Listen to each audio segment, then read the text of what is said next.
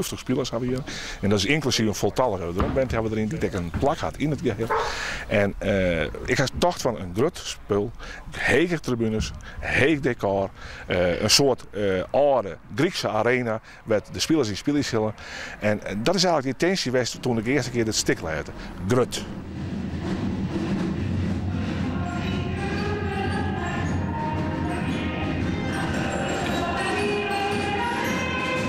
De eerste scène die hem schulden is een man van de Ierde die zijn leefde verlennis, zijn vrouw is bij hem bijgegaan en hij denkt nou over hoe er haar weer omkrijgen zal.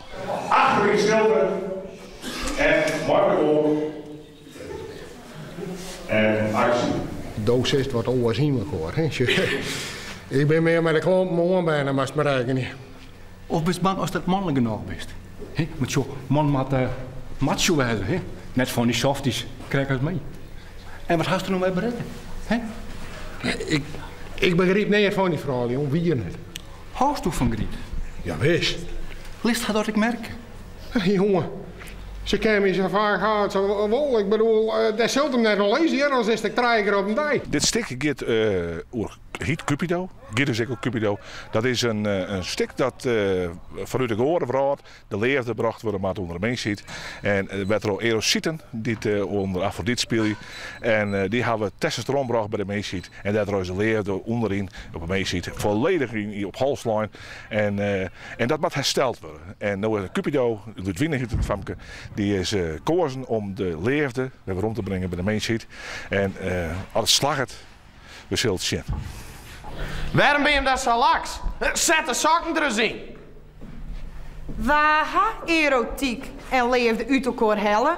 En waar uw levens aan peum besmet met hege concentraties testosteron? Hoe hiest u eens? Dat zei ze. Maar ik hou die in de gaten. Dat smiest mij net weer mijn stieren op de kop. Als sto ik maar één ierling verliest dat verkeerde dieren, dan smiet ik dan je steven van kilo op de kop. Ik denk net dat je onderwunnen brengen kunnen wat het van een warm door. We zetten het brand op elkaar, we zetten het donker op elkaar, we zetten die klooi hier in Noord zetten we op elkaar om een mooi elkaar een geweldig spektakel van te maken. En Broodschap had er wel iets extra's. Vast aan dit dorpje, wat 300 man. En nog een keer!